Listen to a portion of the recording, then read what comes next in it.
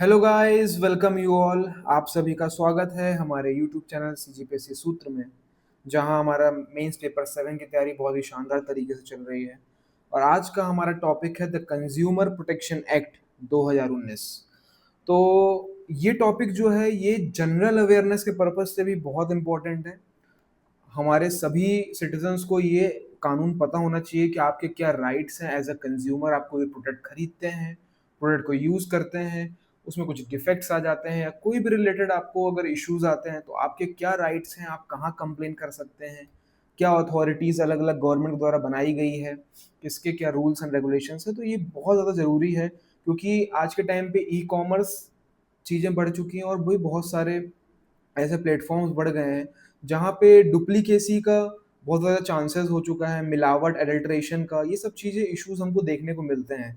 तो कंज्यूमर को अपने राइट्स पता होना बहुत ही इम्पोर्टेंट है। और जो हमें कानूनन प्रावधान दिए गए हैं उसको भी जानना हमको बहुत ज़रूरी है। तो ये आज हमारे पेपर के हिसाब से तो बहुत इंपॉर्टेंट रहेगा ही रहेगा। और एक वीडियो में आज हम पूरा एक्ट इतने अच्छे से कवर करेंगे कि आपको पूरा याद हो जाएगा। और ये अपने ज़्यादा से ज़्यादा लोगों के पास शेयर करिए, एक गुजारिश है मेरी। और आपको अगर वीडियो अच्छा लगे तो लाइक और शेयर ज़रूर किया करिए। तो चलिए बिना किसी देरी के शुरू करते हैं हम अपना वीडियो। सबसे पहले हम सिलेबस देख लेते हैं। सिलेबस में हमारा आता है कंज्यूमर प्रोटेक्शन एक्ट 1986, लेकिन 2019 में ये अमेंडेड मतलब होके एक नया एक्ट बना है। तो हम अमेंडमेंट होके और जो भी नई नई चीज़ें बनी है उसको हम लेटेस्ट में पढ़ेंगे क्योंकि हमारे क्वेश्चंस भी उस तरीके से पूछे जाते हैं। तो चलिए सबसे पहले हम इस एक्ट में जो मेन मेन डेफिनेशंस दी हुई है उसके बारे में चर्चा कर लेते हैं। तो सबसे पहले आता है एडवर्टीजमेंट। तो कोई भी टाइप की एडवर्टीजमेंट जो आप लोगों को देखने को मिलती है, राइट, चाहे वो प्रिंट मीडिया के तौर पे आप देख रहे हैं या फिर आप डिजिटल मीडिया के थ्रू देख रहे हैं, है ना, होर्डिंग्स वगैरह या टेलीविजन में, कोई भी इस तरीके के एडवर्टीजमेंट वगैरह जिसमें ब्रांड का प्रमोशन किया जाता है या कोई प्रोडक्ट का प्रमोशन किया जा रहा है ना, चाहे वो प्रिंट इंटरनेट के माध्यम से हो, लाइट, साउंड, है ना, जिसमें लेबल्स, नोटिसेस, ये सब चीज़ें का जिक्र है तो वो एडवर्टीजमेंट कहलाता है। अब बात की जाती है अप्रोप्रिएट लेबोरेटरी की। तो ऐसी लैब जो सेंट्रल गवर्नमेंट और स्टेट गवर्नमेंट ने सेटअप की गई है गुड्स को टेस्ट करने के लिए, उनके डिफेक्ट्स को टेस्ट करने के लिए। जैसे एफसीआई वगैरह जो है वो test, food corporation of India, ये सब जो टेस्ट करती हैं अलग अलग चीज़ें जाके, खाने पीने की सामग्री सही है कि नहीं है। और भी अलग अलग उसमें फिर लैब सेटअप किए जाते हैं, राइट, जो उसकी ऑथेंटिसिटी को, उसके लैब जो नियम है, जो एडल्ट्रेशंस वगैरह नहीं करना चाहिए, जो लिमिट्स हैं वो सब सही है कि नहीं है, उसके लिए लैब सेटअप होती है। सेंट्रल अथॉरिटी इसमें एक इस्टेब्लिश की गई है इस 2019 वाले एक्ट में, पहले में नहीं थी। सेंट्रल कंज्यूमर प्रोटेक्शन अथॉरिटी, उसके बारे में हम आगे पढ़ेंगे।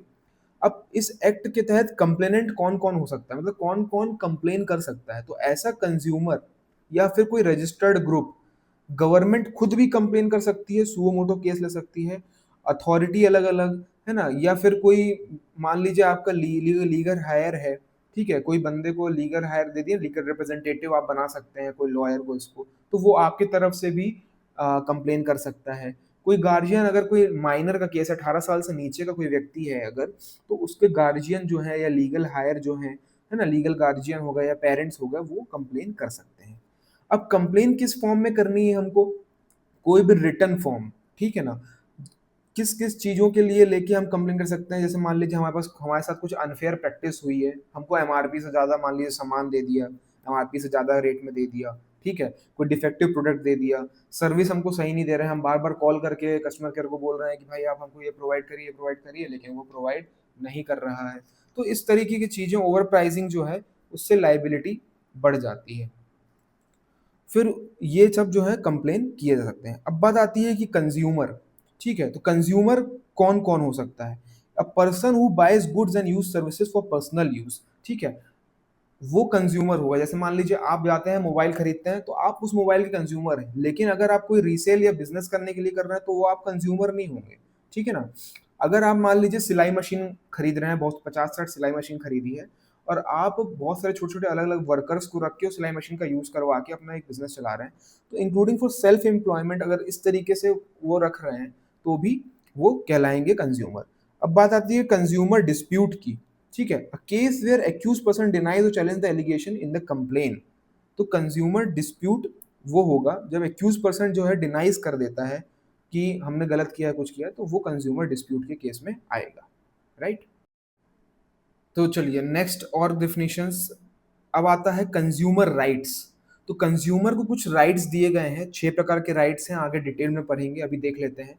प्रोटेक्शन का राइट है, इंफॉर्मेशन का राइट है, उसको चॉइस करने का राइट है कि वो चूज कर सकता है मेरे को क्या खरीदना है क्या नहीं करना है, उसकी बात सुनी जाए वो भी राइट है, उसको अगर कुछ गलत होता है, उसके साथ फ्रॉड होता है या कुछ भी उसको हार्म होता है, उसकी लाइफ को डेंजर होता है, हेल्थ में इश्यूज आते हैं या कुछ भी इस तरीके की चीजें होती हैं, उसको कॉम्पनसेशन मिलने का अधिकार है और अवेयरनेस होने का भी एक अधिकार है। अब बात आती है डिफेक्ट। डिफेक्ट क्या है? डिफेक्ट इस डेफिनेशन में दिया गया है कि ऐसा कोई फॉल्ट आ जाए इन द क्वालिटी, ठीक है, या फिर क्वांटिटी में या फिर स्टैंडर्ड ऑफ द प्रोडक्ट में कोई भी डिफेक्ट आता है, कोई भी फॉल्ट आ जाता है, तो उसको डिफेक्ट बोला गया है। तो डिफेक्ट मतलब आपका एक खराबी आ जाना, कोई भी प्रोडक्ट में खराबी आ जाना, जैसे मोबाइल सही से नहीं चल रहा है आपका, बार बार शट डाउन हो जाता है, आप नया मोबाइल खरीदा, बार बार स्विच ऑफ हो जाता है, कुछ भी हो जाता है, तो डिफेक्ट आ गया। अब डिफिशियंसी की बात की है तो डिफेक्ट मतलब खराबी, डिफिशियंसी मतलब कमी, कोई प्रकार का फॉल्ट आ गया, नेग्लिजेंस आ गया in the service including poor performance, मतलब परफॉर्मेंस सही नहीं हो रहा है, बार बार बूट करना पड़ रहा है, ठीक है ना, और इंपॉर्टेंट इन्फॉर्मेशन कुछ छुपाई जा रही है, तो इस तरीके से में डिफिशियंसी का केस अगर होता है, कोई कमी पाई जाती है, तो भी ये डिफिशियंसी का केस होता है। अब बात की जाती है इंडोर्समेंट की। इंडोर्समेंट मतलब हमारा ये है कि ऐसा स्टेटमेंट, इमेज या मैसेज जो कि सपोर्ट किया जाए कोई भी प्रोडक्ट को, जैसे बोलते हैं ना कि इन्फ्लुएंसर्स आजकल इंडोर्समेंट करते हैं, इंस्टाग्राम में आप लोगों ने देखा होगा रील्स की, आज हाँ ये प्रोडक्ट अच्छा है, इस तरीके से यूज करिए आप। बीच बीच में कुछ चैनल्स में ऐड भी लोग करते हैं, इंडोर्स करते हैं वो प्रोडक्ट को कि हाँ आप इस प्रोडक्ट को यूज करिए तो आपका और अच्छा बेनिफिट मिलेगा, तो इंडोर्समेंट का वो चीज आती है। मिसलीडिंग एडवर्टीजमेंट, ऐसे ऐड चलाना जो मिसलीड करे, फॉल्स गारंटीज दे दे, हाइड इंपॉर्टेंट फैक्ट्स। इस मिसलीडिंग एडवर्टीजमेंट का अभी बहुत अच्छा एग्जांपल हमारे देश में हुआ है, आप कमेंट करके बताइए अगर आपको पता है। सुप्रीम कोर्ट में केस चला, एक ऐसा रेनाउंड प्रोडक्ट आयुर्वेद के सेक्शन में, आप लोग जानते हैं, मैं नाम नहीं बताऊंगा, आप लोग कमेंट करिए। तो सुप्रीम कोर्ट में भी केस गया, वहां पे मिसलीडिंग एडवर्टीजमेंट के लिए उनको फिर बड़े बड़े होल्डिंग लगवाने पड़े कि हाँ हमने गलत गलत चीज़ें, कोरोना टाइम पे भी उनने मिसलीड किया कि हमारी दवाइयों से पूरा तरह कोरोना ठीक हो जाता है, इस तरह 100% गारंटीज, तो फॉल्स गारंटी और ये सब मिसलीडिंग एडवर्टीजमेंट की वजह से भी इसमें केसेस हो सकते हैं और वहां पे प्रावधान दिए गए हैं। तो कमेंट करके जरूर बताइए। रिस्ट्रिक्टिव ट्रेड प्रैक्टिस, अगर बात की जाती है रिस्ट्रिक्टिव ट्रेड प्रैक्टिस की, practice that raises prices and limit supply and fill. Example जैसे देख लिया जाए, डिलेड सर्विस है ना, डिलीवरी की डिले किया जा रहा है, forcing a customer to buy one item together one, मतलब बोलते हैं ना कि एक पे एक फ्री ले लो, इस तरीके की चीजें अगर होती हैं, रिस्ट्रिक्टिव ट्रेड प्रैक्टिसेस अगर कोई यूज कर रहा है तो उसके लिए भी प्रावधान इसमें दिए गए हैं। चलिए, तो अब हम देख लेते हैं कि कंज्यूमर के क्या राइट्स दिए गए हैं, तो उसको हम डिटेल में देख लेते हैं कंज्यूमर के क्या राइट्स हैं। तो पहला तो है कि राइट टू सेफ्टी। क्या होता है कि ऐसे गुड्स और सर्विसेज अगर हम हमको बेचे गए हैं जो कि हमारे लाइफ को हार्म कर सकते हैं, हेल्थ को हार्म कर सकते हैं, है ना, जैसे मान लीजिए आप कोई प्रेस वगैरह लेके आए, कोई भी इलेक्ट्रिकल अप्लायंसेस आप खरीदे, ठीक है, और उससे आपके घर में शॉर्टिंग हो गया, शॉर्ट सर्किट हो गया या कुछ भी चीजें हो गई जिससे आपके घर में हार्म हुआ, ठीक है, या ऐसा कोई प्रोडक्ट आपने खरीदा जो कि फूड ऐसा खरीदा जो कि मिलावटी था, है ना, उसमें अलग अलग इंग्रेडिएंट्स ऐसे मिले हुए थे जो बैन हैं, तो जैसे केक्स वगैरह के आजकल केसेस देखे जा रहे हैं, और भी बहुत सारा, कितना अडल्ट्रेशन का, पनीर का केस देख लीजिए आप। तो इस तरीके का राइट्स है हमारा कि हमको इसके अंदर प्रोटेक्शन मिलेगा। फिर बात आता है राइट टू बी इन्फॉर्म। जैसे आप देखते हैं कोई प्रोडक्ट आप खरीदने जाते हैं तो उसकी क्वालिटी, क्वांटिटी सब प्रोडक्ट लेबल में मेंशन्ड रहता है, क्या एमआरपी रहेगी, उसकी प्योरिटी क्या है, प्योर कितना पर, और क्या क्या स्टैंडर्ड्स हैं, क्या क्या इंग्रेडिएंट्स उसमें मिले हुए हैं, है ना, और इस गुड्स के साथ रिस्क भी क्या है लिखे रहते हैं। जैसे मान लीजिए कोई एलर्जी है किसी पर्सन को, तो वो एलर्जी वगैरह रिलेटेड भी कॉशंस लिखे रहेंगे। तो इस तरीके का राइट्स है ये कंज्यूमर का, कि उनका राइट्स है इंफॉर्मेशन होने का। अब right to choose, right to choose means ऐसा नहीं होगा कि मोनोपोली हो किसी चीज की, तो कॉम्पिटेटिव प्राइजेस हो, protection against the unfair practice like force selling और मोनोपोली, ये सब चीजें नहीं होनी चाहिए, ये भी उनका एक राइट है। राइट टू बी हर्ड, अगर कोई उनके साथ गलत हो गया, फ्रॉड हो गया या कुछ भी हो गया, तो अप्रोप्रिएट फोरम्स में उनको अप्लाई करने की छूट होनी चाहिए, सर्विस प्रोवाइडर्स और लीगल बॉडीज ऐसी होनी चाहिए, है ना? ऐसी एप्रोप्रिएट फोरम्स होने चाहिए, है ना? जहाँ पे हम इसकी कंप्लेंट्स या हमारी बात सुनी जाए।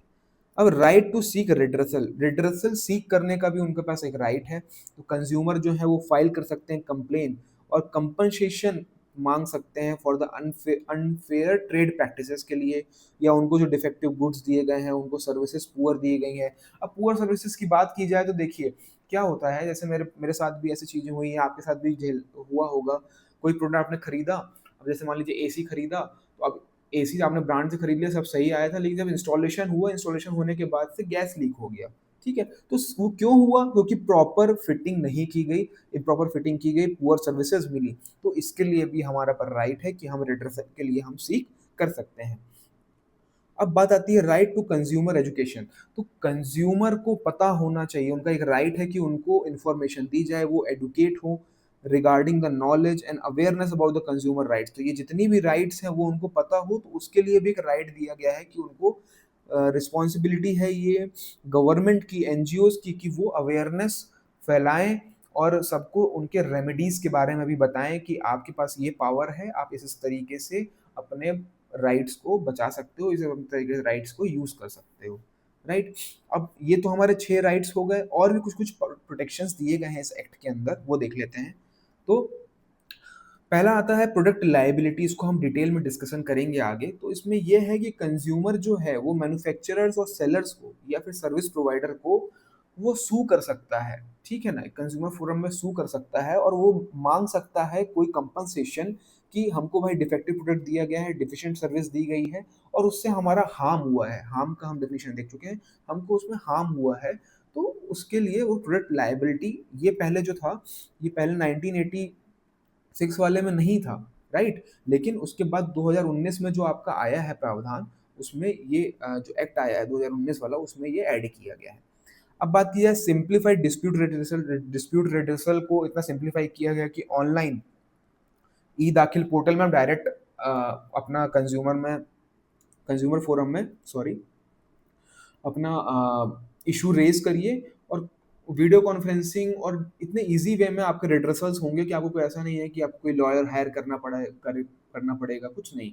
सिंपल सिंपल प्रोसेसेस हैं, आप आराम से इसमें अपने रिड्रेसल को, डिस्प्यूट को बता सकते हैं।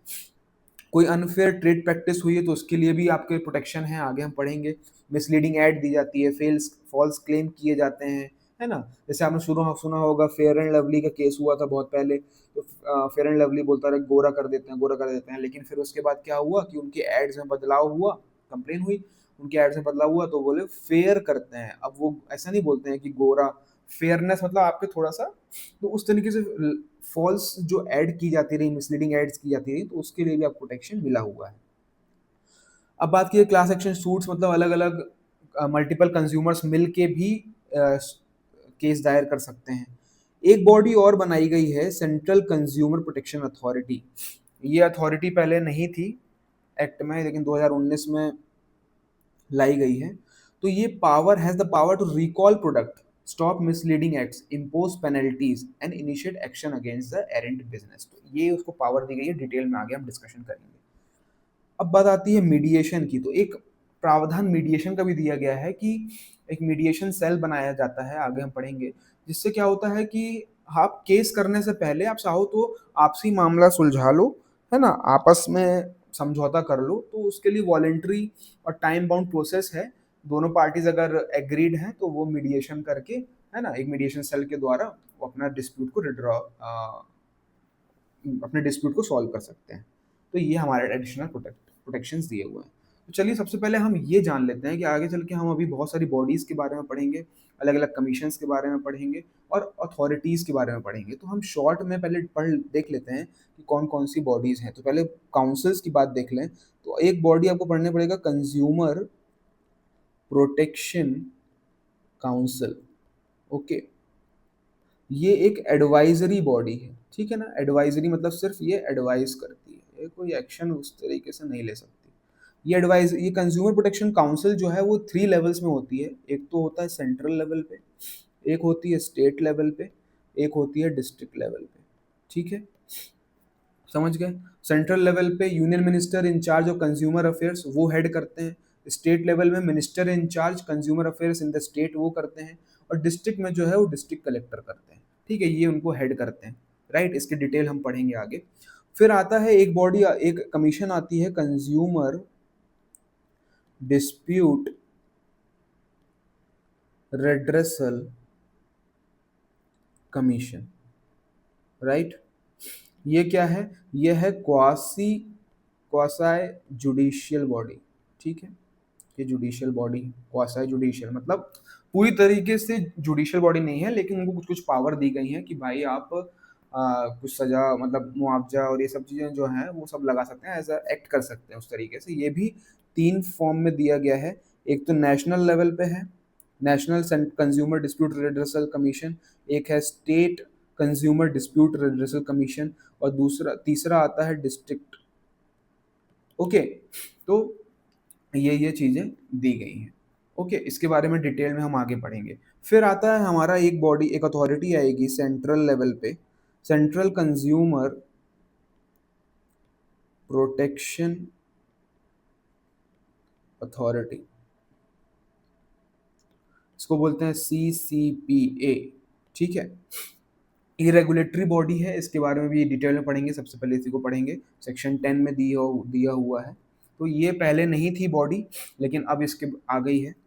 फिर उसके बाद एक आएगा आपका मीडिएशन सेल। मीडिएशन सेल के बारे में भी हमने देख लिया, उसको और डिटेल में हम देखेंगे। तो ये चीज़ें हैं, समराइज वे में हम आपको बता दिया हूँ। अब आगे हम चलिए शुरू करते हैं पहले central consumer protection authority CCPA से। तो ये जो है इस्टेब्लिश होती है, सेंट्रल गवर्नमेंट इसको इस्टेब्लिश करता है बाय नोटिफिकेशन। इसका ऑब्जेक्टिव क्या है? हमको प्रोटेक्ट करना, और ये प्रमोट करता है कि कंज्यूमर राइट्स क्या क्या हैं, उसको इन्फोर्स कराने का काम करता है। ठीक है ना? और प्रिवेंट करता है कि कोई भी अनफेयर प्रैक्टिसेस या फॉल्स एड्स नहीं चलाई जाए। फिर कॉम्पोजिशन की बात की जाए तो चीफ कमिश्नर इसमें एक है, और अदर कमिश्नर्स भी हैं इसमें जो अपॉइंट करता है सेंट्रल गवर्नमेंट। ठीक है, फिर इसमें एक इन्वेस्टिगेशन विंग भी रखा गया है, जिसको कि डायरेक्टर जनरल जो है उसको हेड करेंगे, और इंक्वायरी और इन्वेस्टिगेशंस वगैरह कराया जाएगा। इसमें डिस्ट्रिक्ट कलेक्टर का भी रोल आता है, वो इन्वेस्टिगेट कर सकता है as per the complain locally filed. ठीक है, और जब कम इन्वेस्टिगेट कर लेगा उसके बाद वो रिपोर्ट करेगा CCPA के हेड को, चीफ कमिश्नर्स को। ठीक है, अब बात आती है कंप्लेन फाइलिंग की। तो कंप्लेन फाइलिंग या तो डिस्ट्रिक्ट कलेक्टर को डायरेक्ट की जा सकती है, रीजनल कमिश्नर को, और CCPA को भी की जा सकती है। फंक्शंस एंड पावर्स की बात की जाए तो enforce consumer rights, takes action and unfair practices, aids awareness, ये सब चीज़ों को रोकने के लिए, है ना, सॉरी, तो ये सब काम और पावर उनके दिए गए हैं। प्रिलिमिनरी इंक्वायरी की बात की जाए तो प्रिलिमिनरी इंक्वायरीज वगैरह करना, फुल इन्वेस्टिगेशन करना, बाकी तो डिटेल्ड में है, आप देख लीजिएगा। कुछ कुछ पावर दी गई है यहाँ पे डिस्ट्रिक्ट कलेक्टर को, और जो इन्वेस्टिगेशन विंग है कि मिसलीडिंग एक्ट, अगर एड्स वगैरह चला रहे हैं तो फाइन लगा सकते हैं आप। ठीक है ना? और गुड्स को, सर्विसेज को रिकॉल किया जा सकता है कि अगर मान लीजिए कुछ गलत प्रोडक्ट्स बेचे जा रहे हैं या कुछ भी किया जा रहा है तो आप बैन लगा सकते हैं, है ना? और रिम्बर्स करने के लिए भी बता सकते हैं कि भाई आप सबको जिसको जिसको बेचा गया है उसको आप रिम्बर्स कर दीजिए। सर्च और सीजर का पावर दिया गया है कि भाई रेड मारी जा सकती है, सीज किए जा सकते हैं डॉक्यूमेंट वगैरह, लाइसेंस वगैरह सीज कर दिया जाएगा। तो अच्छी खासी पावर इस अथॉरिटी को दी गई है लोकल लेवल पे। तो आप देख पा रहे हैं कि बहुत ही अच्छा पावर और ये सब चीज़ें निकल के आई हैं इसमें, और ये पहले नहीं था, ये 2019 के एक्ट में ही आई है। तो इसको ज़रूर याद रखिएगा। चलिए आगे बढ़ते हैं। अब हम पढ़ेंगे काउंसिल्स के बारे में। जो 3 काउंसिल हैं हमारी, सेंट्रल लेवल पे, एक स्टेट लेवल पे और डिस्ट्रिक्ट लेवल पे। तो ये काउंसिल जो है, जो सेंट्रल लेवल की है उसको सेंट्रल गवर्नमेंट अपॉइंट करेगा, स्टेट गवर्नमेंट स्टेट काउंसिल को, और डिस्ट्रिक्ट काउंसिल को भी स्टेट गवर्नमेंट करेगी। ठीक है, नेम हमने देख लिया है। नेचर इसका जो है एडवाइजरी बॉडी है तीनों, ये हमको बता दिया है। सिर्फ ये एडवाइस कर सकते हैं, ये कोई बाइंडिंग उस तरीके से कुछ अपने एडवाइस नहीं दे सकते हैं जो बाइंडिंग हो। चेयरपर्सन में देख लिया है, minister in charge of consumer affairs central government में, minister in charge of consumer affairs state government में, और डिस्ट्रिक्ट काउंसिल का जो है वो डिस्ट्रिक्ट कलेक्टर रहेंगे। मीटिंग इनकी फ्रीक्वेंसी क्या रहेगी कि एटलीस्ट 1 ईयर, हर 1 साल में सेंट्रल लेवल की काउंसिल मीट करे। हर ईयर में 2 बार एटलीस्ट स्टेट काउंसिल मीट करना है। 2 बार से ज़्यादा कर ही सकते हैं, लेकिन एटलीस्ट 2 बार तो मिलना ही है। डिस्ट्रिक्ट काउंसिल भी at least 2 in a year. Meeting का प्रोसीजर जो है, जो चेयरपर्सन है वो डिसाइड करेंगे, ठीक है ना। और यहाँ पे भी चेयरपर्सन करेंगे, यहाँ भी चेयरपर्सन करेंगे। इनका मेन ऑब्जेक्टिव क्या है? एडवाइस करना कि किस तरीके से कंज्यूमर के राइट्स को प्रमोट किया जाए नेशन वाइड। नेशन वाइड किस तरीके से प्रमोशन और अवेयरनेस प्रोग्राम्स करने हैं हमको, और क्या क्या चीज़ें प्रमोट की जाए। एडवाइस करना consumer rights protection with in the state, state में किस तरीके से कंज्यूमर्स के राइट्स को प्रोटेक्ट करना है, उसमें एडवाइस करेंगे ये। और ये जो बॉडी है डिस्ट्रिक्ट काउंसिल की, वो डिस्ट्रिक्ट लेवल पे करेंगे। तो चलिए, तो ये था हमारा तीनों काउंसिल्स का वर्क, उनका फ्रीक्वेंसी, कब कब मीटिंग करना है, चेयरपर्सन कौन है, उसका डिटेल समरी। अब बात आती है सबसे मेन बॉडीज की, जो हमारे रिड्रेसल्स को सॉल्व करती है, ठीक है, जो कि एक क्वासाई जुडिशियल बॉडी है। ओके, क्वासाई जुडिशियल बॉडी मतलब एज अ जुडिशियल बॉडी वो एक्ट करता है, उनको फुल्ली पावर नहीं दिया गया है, मतलब बीच का रास्ता। जैसे आपने सुना होगा कि हमारा कॉन्स्टिट्यूशन क्या है, क्वासी फेडरल यूनिटरी टिल्ट है ना, तो क्वासाई फेडरल है कॉन्स्टिट्यूशन हमारा, उसी तरीके से। तो इसमें 3 लेवल पे है। एक तो डिस्ट्रिक्ट लेवल पे district consumer dispute redressal commission है, यहाँ पे स्टेट में स्टेट है, नेशनल नेशनल है। अब डिस्ट्रिक्ट लेवल को भी स्टेट गवर्नमेंट अपॉइंट करता है, स्टेट को भी स्टेट गवर्नमेंट, और नेशनल लेवल वाली बॉडी को जो अपॉइंट करता है वो सेंट्रल गवर्नमेंट करता है। अब बात आती है कि ज्यूरिडिक्शन वैल्यू की, कि किस तरीके का केस, मान लीजिए कोई केस ऐसा है जो कि 50 लाख तक के वैल्यूएशन का है हमारे पास, हमारे साथ जो मान लीजिए फ्रॉड हुआ है या कुछ भी हुआ है, तो गाड़ी हम खरीदे थे भाई, थार खरीदे थे अभी जाके, 21 लाख की थी। तो वो डिस्ट्रिक्ट लेवल के ज्यूरिडिक्शन में उसका सॉल्यूशन किया जाएगा, क्योंकि 50 लाख की लिमिट है। पहले क्या था, ये बता रहा हूँ, ये जो चेंजेस आए हैं ये 2001 वाले में आए हैं। 2001 में जो रूल बना था उसमें ये चेंजेस लाए गए हैं। नहीं तो 2019 में अगर हम बात करेंगे, 2019 का एक्ट है, उसमें तो 1 करोड़ तक का डिस्ट्रिक्ट को पावर दिया गया था, लेकिन अभी 2021 में जो रूल बना है उसमें जो नया अमेंडमेंट आया है तो उसमें 50 लाख कर दिया है, ठीक है। स्टेट को उसी तरह पावर कितनी कर दी है, 50 लाख से लेके 2 करोड़ तक की। पहले 1 से 10 थी 2000 वाले 19 वाले में, लेकिन अब क्या कर दी है 21 वाले में, 50 लाख से लेके 2 करोड़। उसी प्रकार नेशनल वाले के क्या जुरिडिक्शन का वैल्यू है, 2 करोड़ से ऊपर। तो ये चीज़ हमको याद रखना है, क्योंकि ये बहुत ही न्यूएस्ट अमेंडमेंट है, तो ये जरूर आप याद रखिएगा। अब बात आती है कंपोजिशन की, तो इसमें प्रेसिडेंट रहेंगे और 2 मिनिमम मेंबर रहेंगे। स्टेट वाले में अगर डिस्ट्रिक्ट में 2 मेंबर हो जाएंगे, स्टेट में है प्रेसिडेंट और मिनिमम 4 मेंबर्स, नेशनल में भी प्रेसिडेंट और 4 मेंबर्स। रूल्स जो फ्रेम करेगा इस डिस्ट्रिक्ट कमीशन से रिलेटेड, रिड्रेसल कमीशन से रिलेटेड, अब एक्ट के थ्रू ये बॉडी तो बन गई। अब इस बॉडी को गवर्न करने के लिए जो रूल्स बनाए जाएंगे वो स्टेट गवर्नमेंट बनाएगी, ठीक है। अगर state consumer dispute redressal commission की बात की जाए, तो इस केस में स्टेट गवर्नमेंट तो बनाएगी in consultation with central government, और नेशनल लेवल पे सेंट्रल गवर्नमेंट बनाएगी। अगर बात आती है कि हमारा हमने डिस्प्यूट जो है डिस्ट्रिक्ट में अप्लाई किया हुआ, हमको कंपनसेशन मिला, हमको वो सब चीज़ें मिली, मान लीजिए सॉल्यूशन निकला, लेकिन हम उससे सहमत नहीं हैं, हम उससे संतुष्ट नहीं हैं, तो हम अपील कहाँ कर सकते हैं? तो देखिए, डिस्ट्रिक्ट के केस में हम स्टेट कमीशन में कर सकते हैं, ठीक है।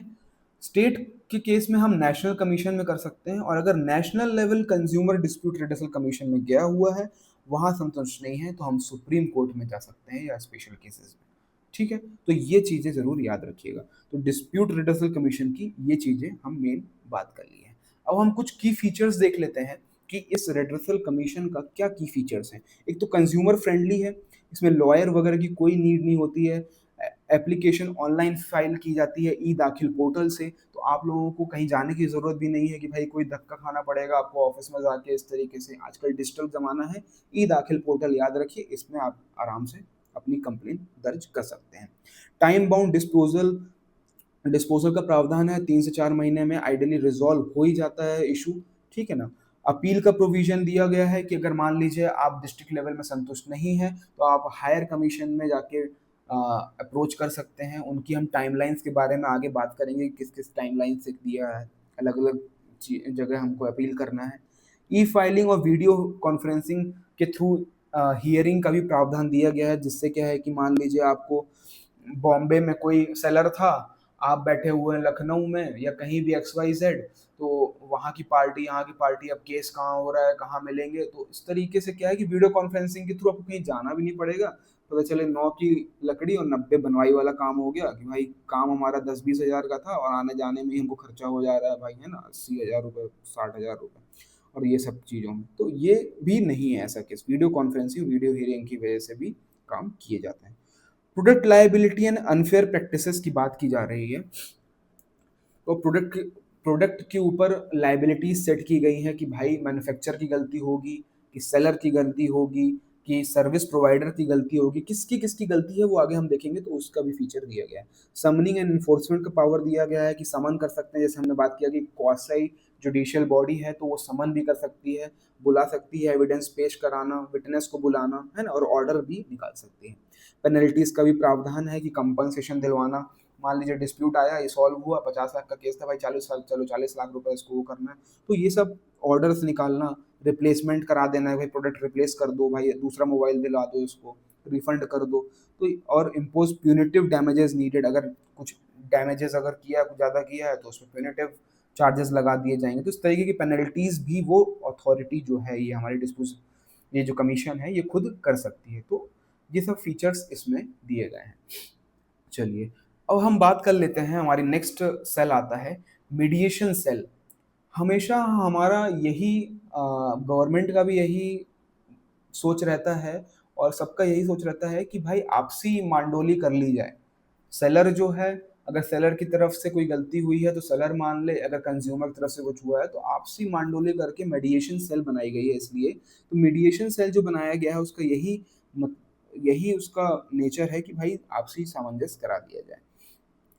तो ये बॉडी कैसे कैसे स्टेब्लिश होती है, डिस्ट्रिक्ट, स्टेट और नेशनल लेवल पे जो कमीशन अभी हमने पढ़ी है, वो कमीशन पैरेलली अपने अपने स्टेट, डिस्ट्रिक्ट और नेशनल लेवल पे ये सेल्स को बनाती है। ठीक है, ये स्टेब्लिश की जाती है। सेक्शन 74 से 81 के में दिए गए हैं इसके प्रावधान। एलिजिबिलिटी की बात की जाए तो कौन कौन से पर्सन को इसमें बनाया जा सकता है, जो रिटायर्ड जजेस हैं, है ना, लीगल एक्सपर्ट्स हैं, कुछ प्रोफेशनल्स हैं, तो उनके ऐसे ऐसे व्यक्ति जिनके पास एडिक्वेट एक्सपीरियंस होगा, तो उनको ही इस सेल में मेंबर बनाया जाता है। ओके, अब बात की जाए नेचर की, तो वॉलेंट्री सर्विसेज है ये। अल्टरनेटिव डिस्प्यूट रेजोल्यूशन मैकेनिज्म के तहत इस बॉडी को बनाया गया है। और मीडिएशन इनिशिएशन जो है ये कंज्यूमर कमीशन के रेफरल से होगा, जब दोनों पार्टी के कंसेंट हमको प्राप्त हो जाता है। जब दोनों पार्टी, कंज्यूमर और सेलर या मैन्युफैक्चरर जो भी है दूसरा पार्टी, तो उसके दोनों के कंसेंट अगर जब मिल जाते हैं, ओके, कंसेंट जब मिल जाते हैं तभी ये इनिशिएशन होता है। अब मेन फंक्शन क्या है बॉडी का, कि भाई वॉलेंटरी सेटलमेंट करा देना, कंडक्ट फेयर इम्पार्शियल मीडिएशन, मतलब इम्पार्शियल तरीके से चीज़ों को सॉल्व करा देना, इश्यूज को। क्या होता है, रोल ऐसा है कि भाई लेंदी लिटिगेशन से बच जाते हैं लोग, है ना, कि भाई 3-4 महीना जहाँ लगने वाला था 2-3 दिन में काम हो जाता है ना, म्यूचुअली एग्रीबल आउटकम्स निकल आते हैं। पावर्स ऐसी है कि कोई भी डिसीजन इम्पोज नहीं कर सकते, है ना, सिर्फ असिस्ट करना है सेटलमेंट के केस में। तो ये सब चीज़ें दी गई हैं। कॉन्फिडेंशियलिटी की बात ऐसी रहेगी कि कोई भी प्रोसीडिंग्स अगर हुई हैं इसमें, है ना, कोई आपसी मंडोली चल रहा था, ये सब चल रहा था, हमने कुछ कमिट किया, तुमने कुछ कमिट किया, लेकिन लास्ट में क्या हुआ कि बात नहीं बनी, तो जाके हम जब कमीशन में प्रोसीडिंग्स चलेगी हमारी, है ना, रिड्रेसल कमीशन में जब क्वासी जुडिशियल बॉडी जो है उसमें अगर हमारी प्रोसीडिंग्स चलेगी, तो उसमें ये सब चीज़ों को कॉन्फिडेंशियल रखा जाएगा और एविडेंस के रूप में नहीं यूज़ कर सकते हैं। सेटलमेंट एग्रीमेंट कराना, अगर कुछ हो जाता है तो दोनों पार्टीज का साइन करवा के कमीशन को सबमिट कर देना है रिपोर्ट। तो इससे क्या होता है कि बहुत ज़्यादा लीगल लिटिगेशंस वगैरह से और लेंदी प्रोसेस से बचा जा सकता है, और छोटे छोटे केसेस को मीडिएशन सेल्स के थ्रू कंप्लीट किया जा सके। तो ये सेल का बनाने का ये मोटो है। तो चलिए अब आगे बढ़ते हैं हम और देख लेते हैं।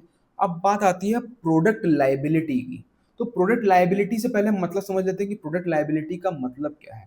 Means responsibility of a manufacture, अब मैन्युफैक्चरर की रिस्पॉन्सिबिलिटी है सेलर की to compensate a consumer for injury. अब मान लीजिए इंजरी हो गई कोई कंज्यूमर को, ठीक है, मतलब मान लीजिए कोई प्रोडक्ट आपने आपने खरीदा, तो डिफॉल्ट हो गया, कुछ फॉल्ट आया उसके अंदर, तो मैन्युफैक्चरिंग फॉल्ट है, तो मैन्युफैक्चर की वजह से गलती से हमको लॉस हुआ है, ठीक है, हार्म हुआ है, डिफिशिएंसी, डिफेक्टिव प्रोडक्ट मिला है हमको, डिफिशिएंसी जो हुई है उस प्रोडक्ट में वो मैन्युफैक्चरर के वजह से है कि सेलर की वजह से है, या हमको कोई अगर दिक्कत हुई उसकी वजह या सर्विस की वजह से हुई है, तो वो किसकी लाइबिलिटी में जाएगा, तो वो डिफाइन करता है, इस एक्ट में डिफाइन किया गया है कि कब कब किसकी जिम्मेदारी होगी। तो देख लेते हैं कि कौन कौन लायबल होगा इस एक्ट के तहत। पहला तो मैन्युफैक्चरर, सर्विस प्रोवाइडर और प्रोडक्ट सेलर, इन तीनों को अलग अलग रीजंस की वजह से रिस्पॉन्सिबल ठहराया जा सकता है। तो अब देख लेते हैं मैन्युफैक्चरर को कब कब लायबल ठहराया जाएगा।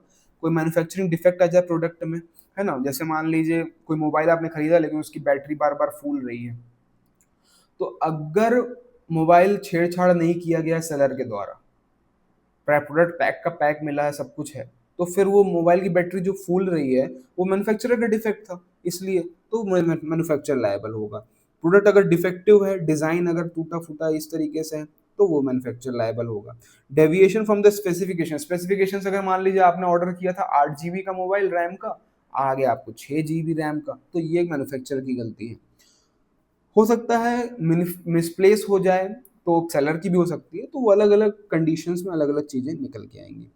Warnings and instructions are missing, warning और इंस्ट्रक्शंस वगैरह उसके पैम्पलेट्स जो देते हैं ना, बीच बीच में आप मोबाइल खोलते हैं तो कुछ दिया रहता है, वो सब मिसिंग है। अगर product fails to meet the safety standard, जैसे क्या होता है कि आप सुना होगा कि मोबाइल बर्स्ट हो गया है ना, फट गया, इस तरीके से, तो सेफ्टी स्टैंडर्ड्स को नहीं वो मीट कर पाया, तो उसमें ही मैन्युफैक्चर की लाइबिलिटी होगी।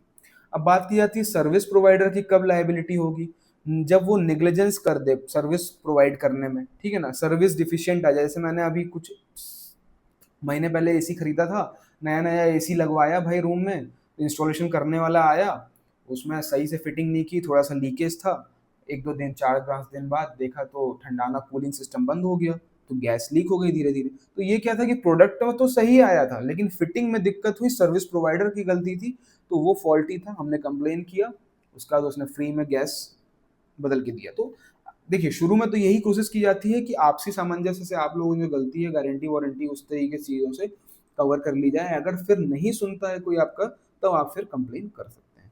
तो इस सब चीज़ों में सर्विस प्रोवाइडर का लायबल माना जाएगा।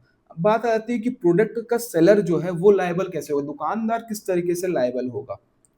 अगर कुछ मॉडिफाई कर दिया प्रोडक्ट में, ठीक है ना, दुकानदार ने कुछ मॉडिफाई कर दिया, एमआरपी के ऊपर नया एमआरपी लगा दिया, ठीक है ना, जैसे मैंने अभी सुना था कि कुछ केस आया था, वाटर फिल्टर का आया था इस तरीके से कि वाटर फिल्टर का जो आपके ये रहते हैं ना फिल्टर्स, फिल्टर्स चेंज करने लाए, बॉक्स बॉक्स के एमआरपी में छेड़छाड़ थी, फिल्टर चेंज कर दी, एमआरपी ज़्यादा थी। तो इस तरीके के केसेस में जो है वो सेलर लायबल होता है, क्योंकि वो सेलर जो लेके आ रहा है, आपको दे रहा है जो प्रोडक्ट, तो उसमें उसने कुछ छेड़छानी की है, ठीक है ना, और कंज्यूमर को उसके डिफेक्ट्स के बारे में भी नहीं बताया, ये सब चीज़ें जो है वो भी सेलर का लायबल आएगा।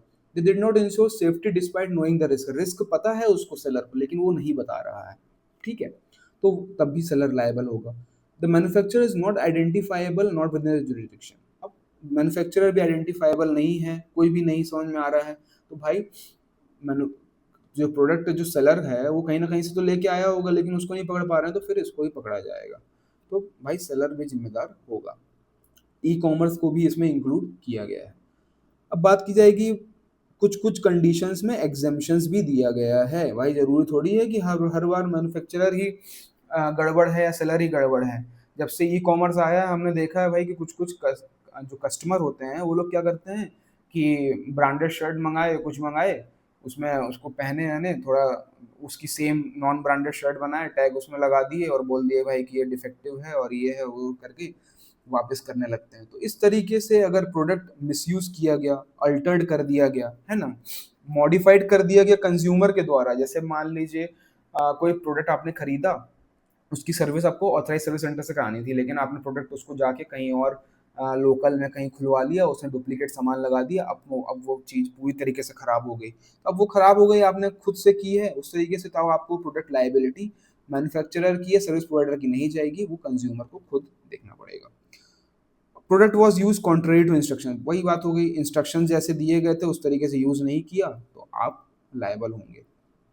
प्रोडक्ट मेट गवर्नमेंट रेगुलेशंस और स्टैंडर्ड, ठीक है, तो इस तरीके से होगा। हार्म्स किस किस टाइप के कवर्ड हैं, जैसे इंजरी हो जाए, डेथ हो जाए किसी की, तो ये भी हार्म कवर्ड है। प्रॉपर्टी डैमेज होता है ना, मान लीजिए घर में आग लग गई या कुछ भी होता है इस चीज़ की फॉल्टी इलेक्ट्रॉनिक डिवाइसेस की वजह से। कभी कुछ कुछ केसेस में मेंटल एगोनी, मतलब मान लीजिए आपने कंप्लेन किया छोटी छोटी चीज़ों में, साल साल भर आप महीनों भर आप परेशान हो रहे हैं, तो आपको मेंटल स्ट्रेस भी हो रहा है ना, तो इस तरीके के हार्म्स को भी कवर किया गया है। तो क्या-क्या सॉल्यूशंस इस कमीशंस के द्वारा निकल के आते हैं जब प्रोडक्ट लायबिलिटी का केस आता है, तो किस तरीके का कंपनसेशन निकलता है? Compensation for injury, loss, damage, ठीक है? प्रोडक्ट रिकॉल, प्रोडक्ट या तो मँगा लिया जाएगा, वापस नया देगा, विथड्रॉवल हो सकता है ना? तो पेनल्टीज़ इम्पोज़ की जा सकती है कमीशंस की, तो ये सब चीज़ें रेमेडीज़ अवेलेबल हैं। तो ये हमारा था प्रोडक्ट लायबिलिटी का पूरा टॉपिक। तो बहुत ही अच्छे तरीके से हम अभी एक इसको कवर कर रहे हैं। मैं तो बोलूँगा कि आप अपने फ्रेंड्स लोग जो नहीं भी कर रहे हैं तैयारी, ये जनरल अवेयरनेस के लिए अपने फैमिली मेंबर्स को भी ये वीडियो ज़रूर सुनने को बोलें। आप सभी लोग अवेयर होना बहुत ज़रूरी है कि एज़ अ कंज़्यूमर आपके क्या राइट्स हैं और क्या-क्या प्रावधान दिए गए हैं। चलिए अब हम देख लेते हैं कि कंपैरिज़न, ये हमने तीनों चारों बॉडीज़ देख ली। अब इसका शॉर्ट फॉर्म में हम बढ़िया, मैंने यहाँ पे एक टेबल बनाई है। हम फटाफट इसको कंपेयर कर लेंगे और यहीं के यहीं लर्न कर लेंगे। तो हम सबसे पहले हमने देखा था सीसीपीए जो अथॉरिटी देखी थी। तो वो क्या है, वो एक रेगुलेटरी और एनफोर्समेंट अथॉरिटी है, ठीक है ना? अब कंज्यूमर डिस्प्यूट रेड्रेसल कमीशन जो है वो क्वासी जुडिशियल एडजुडिक्टरी बॉडी है और काउंसिल जो थी हमारी वो एडवाइजरी बॉडी है। मीडिएशन सेल जो है वो एक रेजोल्यूशन फोरम की तरह काम करता है, ठीक है? अब बात की जाए पर्पस की, तो ये जो है वो प्रोडक्ट कंज्यूमर राइट्स को प्रोटेक्ट करने का काम करते हैं, ठीक है ना? ये कंज्यूमर डिस्प्यूट को रिजॉल्व करता है, ये प्रमोट करते हैं, अवेयरनेस प्रोवाइड कराने का काउंसिल का काम है, सेटलमेंट कराने का काम मीडिएशन सेल का है। पब्लिक इंटरेस्ट और कंज्यूमर क्लास के लिए काम करना है। ये मॉनिटरी बेस्ड इनका वैल्यू वो डिफरेंशिएट किया गया कि डिस्ट्रिक्ट लेवल में 50 लाख तक, स्टेट वाले में 50 से 2 करोड़, नेशनल लेवल इश्यूज में 2 करोड़ से ऊपर का केस, तो वो इस तरीके से डिवाइडेड है, ज्यूरिसडिक्शन की बात की जाए तो। काउंसिल्स में भी स्टेट, सेंट्रल, डिस्ट्रिक्ट लेवल में है और मीडिएशन भी वैसे ही जैसा यहाँ का कमीशन का रहेगा उसी तरीके से पैरेलली ये मीडिएशन सेल्स का भी बनेगा। पावर्स हमने देख ली है, प्यूनिटिव पावर भी दिया गया है, बैन करने का भी पावर दिया गया है, अच्छा पावर दिया है, डिस्ट्रिक्ट कलेक्टर को भी बढ़िया पावर दिए गए हैं इसमें। यहाँ कमीशन को court as a quasi judicial है तो इनको भी बहुत अच्छे-अच्छे पावर दिए गए हैं। काउंसिल जो है एनफोर्समेंट कमिटी नहीं है, एनफोर्समेंट का पावर नहीं है, इसमें सिर्फ पॉलिसी और अवेयरनेस के लिए ही ये एडवाइस कर सकते हैं। इनको कोई जुडिशियल पावर नहीं है, ये सिर्फ सेटलमेंट कराएँगे मीडिएशन सेल्स जो हैं।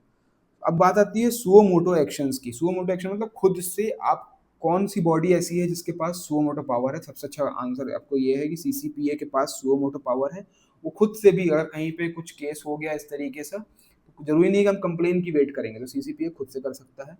बाकी सब में कंप्लेन नीड होगी। अब बात ये हेड कौन करेगा, तो सीसीपीए को चीफ कमिश्नर हम पढ़े थे। इसमें प्रेसिडेंट रहेगा, रिटायर्ड जज, इसमें मिनिस्टर इन चार्ज रहते हैं और डिस्ट्रिक्ट कलेक्टर रहता है डिस्ट्रिक्ट वाले में। मीडिएशन वाले में भी हमने देख लिया था कि जो रिटायर्ड हैं या जो उस फील्ड से रिलेटेड हैं वो लोग रहेंगे।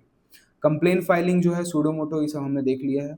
एग्जाम्पल रोल ये भी देख लिए हमने, आउटकम्स और लीगल स्टेटस ये आप थोड़ा देख गो थ्रू हो लीजिएगा, हमने इसको पढ़ लिया है। तो चलिए अब हम देख लेते हैं कि बहुत लास्ट या कुछ टॉपिक बचा है हमारा, ग्रीवांस रिड्रेसल मैकेनिज्म। तो किस तरीके से मैकेनिज्म स्टैब्लिश्ड किया गया है, तो शॉर्ट में हम फटाफट देख लेंगे। और अब आपको कभी भी अगर इस तरीके से आपके साथ कोई कंज्यूमर, आप कोई प्रोडक्ट से लेके परेशान हुए हैं या कोई सेलर आपका सुना नहीं, आपके साथ फ्रॉड हुआ है, तो आप इस तरीके से कंप्लेन फाइल कर सकते हैं ऑनलाइन और बहुत ही शानदार तरीके से।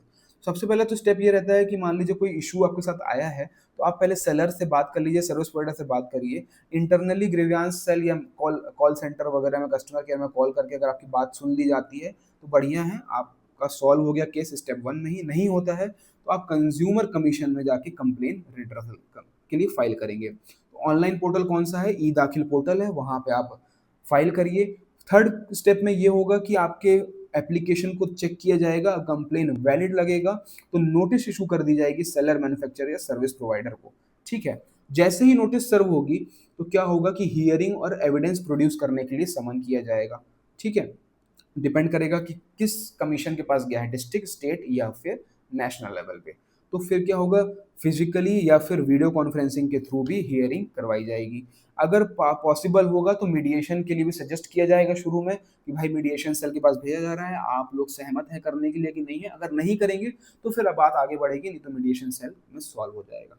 बात आती है स्टेप 5 में, अगर बात करते हैं तो फाइनल ऑर्डर और रिड्रेसल की जब बात आएगी, तो कमीशन जो है वो डायरेक्ट करेगा कि रिफंड कर दिया जाए, कि भाई प्रोडक्ट को रिप्लेस कर दिया जाए, कंपनसेशन देना है इनको लॉस डैमेज का, प्रोडक्ट को विड्रॉवल कर लेना, भाई प्रोडक्ट आप वापस कर लो, है ना, फिर नया प्रोडक्ट दो, या फिर नहीं देना तो प्रोडक्ट वापस कर लो और पेमेंट पूरा रिफंड कर दो। पेनल्टी भी लगा सकता है कुछ, तो डिपेंड करेगा केस में कि किस किस तरीके से आपको ग्रीवियंस के रिड्रेसल मिलेंगे। अब बात आती है लास्ट स्टेप जो है अपील की। जैसे मान लीजिए आपको सॉल्यूशन मिल गया लेकिन आप खुश नहीं हैं, आप सेटिस्फाई नहीं हैं, है ना, आपको लगता है कि हमारे साथ अभी भी फेयर नहीं हुआ है, तो अगर आप डिस्ट्रिक्ट कमीशन में केस किया था तो आप 45 डेज के अंदर स्टेट कमीशन में फाइल कर सकते हैं। अगर स्टेट कमीशन में आपका चल रहा था केस, तो 30 दिन के अंदर ये रिड्रेसल आने के बाद नेशनल कमीशन में आप अप्लाई कर सकते हैं। अगर नेशनल कमीशन में चल रहा था तो ऑर्डर आने के 30 दिन के अंदर, ऑर्डर आया 30 दिन के अंदर अंदर सुप्रीम कोर्ट में आप जाके अपील कर सकते हैं। तो फीचर्स की बात की जाए तो देखो, सबसे पहले तो बड़ा बढ़िया ई दाखिल पोर्टल में ऑनलाइन है, अप्लाई कर सकते हैं, कोई लॉयर की नीड नहीं है, तो आपको कोई पैसा एक्स्ट्रा देने की जरूरत नहीं, पता चले पैसा वैसा दे के खर्चा कर रहे हैं। टाइम बाउंड डिस्पोजल होगा, कंज्यूमर फ्रेंडली है, बहुत अच्छा पोर्टल है, आप आराम से उसमें अप्लाई कर सकते हैं। मीडिएशन सेल के लिए भी इसमें रखा गया है कि क्विक रेजोल्यूशन निकाला जा सके। तो ये बहुत अच्छे तरीके से हमने यहाँ पे प्रोसेस देख लिया है। अब हम कुछ प्रोविजंस मैंने यहाँ ऐड किए हुए हैं, इसमें आप गो थ्रू हो लीजिएगा। 1986 का एक्ट जो था और 2019 में, तो इसमें क्या डिफरेंट है। सबसे पहले तो रेगुलेटर का डिफरेंट है, सीसीपीए जो था 2019 में था, ये 1986 में नहीं था। कंज्यूमर कोर्ट की बात की जाए तो जैसे कि अपन कंप्लेन डायरेक्ट कर सकते हैं ना, कंज्यूमर कोर्ट में पहले नहीं कर सकते थे, पहले हमको सेलर सेलर जहाँ रहता है मतलब कर सकते थे, लेकिन जो सेलर जहाँ पे था, जैसे मान लीजिए सेलर का जो ऑफिस था वहीं पे जाके करना पड़ता था। जैसे मान लीजिए हमने सामान बॉम्बे से खरीदा है तो हमको बॉम्बे वाले सेलर कोर्ट में ही जाके करना पड़ता था, लेकिन यहाँ पे क्या है कि भाई हम लखनऊ में हैं, हम यहीं पे करेंगे, तो इस तरीके से आप कर सकते हैं। प्रोडक्ट की लाइबिलिटी पहले सेट नहीं थी, अब सेट कर दी गई है ना। कुछ नहीं था, कंज्यूमर कोर्ट में आप नहीं जा सकते थे, आपको सिविल कोर्ट में जाके लड़ना पड़ता था, उसके लिए लॉयर करो, ये सब चीज़ें करो। लेकिन अब क्या है, प्रोडक्ट लाइबिलिटी वाला जो केस पढ़ा है हमने, वो भी इस एक्ट के अंदर तहत कर लिया गया है। ज्यूरिसडिक्शन में चेंजेस लाए गए हैं, पहले 20 लाख 20 से 1 करोड़ ऐसा था, अब इसको बढ़ा के कर दिया। ये 2019 का प्रावधान था 1 करोड़ वाला, लेकिन अब हमने पढ़ा कि 2021 में बदल दिया है ना। डिस्ट्रिक्ट में क्या कर दिया है, 50 लाख कर दिया है। स्टेट में क्या कर दिया है, 50 लाख से लेके 2 करोड़ कर दिया है, और नेशनल लेवल में मोर देन 2 करोड़ कर दिया है। ठीक है ना, तो इस तरीके तक के कंपनसेशन की लिमिट्स वगैरह सेट की गई हैं। इस तरह क्वेश्चंस आ सकते हैं। ई कॉमर्स पहले नहीं था, अब उसको भी इंक्लूड कर लिया गया, क्योंकि ई कॉमर्स भी बहुत ज़्यादा एक मेजर हमारा सेलर कंज्यूमर बेनिफिट्स के लिए भी ये चीज़ें की गई। पहले मीडिएशन सेल नहीं था, अब ये ले आया गया है। तो ये हमारा शॉर्ट में कंपैरिजन हो गया। तो चलिए कुछ पीवाईक्यूज अब हम देख लेते हैं। बहुत ही शानदार तरीके से हमने आज अपना टॉपिक समझ लिया, कंप्लीट कर लिया है। अब मुझे नहीं लगता कि अभी कोई भी ऐसा दिक्कत आपको आएगा। इस एक्ट से कोई भी क्वेश्चंस आएंगे आप ज़रूर उसको अटेम्प्ट कर पाएंगे। अब बात आती है पर्सन की, किसको कंज्यूमर प्रोटेक्शन एक्ट के तहत पर्सन किसको बोला गया है, उसको डिफाइन करना। अब बात आती है ऑब्जेक्टिव ऑफ सेंट्रल, तो ऑब्जेक्टिव्स भी हम अब लिख पाएंगे कि क्या क्या ऑब्जेक्टिव्स हैं। एक तो क्या है कि राइट्स प्रोवाइड करना, अवेयरनेस प्रोवाइड करना, अलग अलग बॉडीज के क्या ऑब्जेक्टिव्स हैं आप उसको डिफाइन कर दीजिएगा। हमने काउंसिल्स का भी देख लिया, कमीशंस के भी देख लिए, जो सेंट्रल कंज्यूमर प्रोटेक्शन अथॉरिटी है उसका भी देख लिया, मीडिएशन सेल का भी देख लिया। तो बहुत अच्छा आंसर आप इसमें लिख सकते हैं। How much compensation can be claimed in district consumer forum, तो कंज्यूमर फोरम के अंदर कंपनसेशन किस किस तरीके से अलग अलग है, तो वो चीज़ हमने देख ली है। अब कंज्यूमर प्रोटेक्शन एक्ट के बारे में डिस्कस करना है, तो ये भी आप आराम से आप लिख सकते हैं पूरा डिस्कशन। तो आज हमने अच्छे तरीके से कवर कर लिया है टॉपिक, तो आशा करता हूँ कि आप लोगों को बहुत अच्छे से समझ में आया होगा और आप लोगों की आंसर राइटिंग प्रैक्टिस चल रही होगी। और अगर वीडियो अच्छा लगता है, मेहनत बहुत लगती है इसको बनाने के लिए, तो अगर अच्छा लग रहा है तो लाइक ज़रूर किया करिए आप लोग। और कोई भी डाउट है कमेंट करिए, और चैनल को सब्सक्राइब करिए, ज़्यादा से ज़्यादा लोगों के पास ये शेयर करिए, क्योंकि यही एक हमारा मोटिवेशन है कि हम लोग आगे इसको कंटिन्यू करते रहें, तो ज़्यादा से ज़्यादा लोगों तक बेनिफिट पहुँचे। और ये वीडियो तो मैं बोलूँगा कि आप अपने सभी फैमिली मेम्बर्स और दोस्तों को भी शेयर करिए। Okay, thank you, bye bye, take care.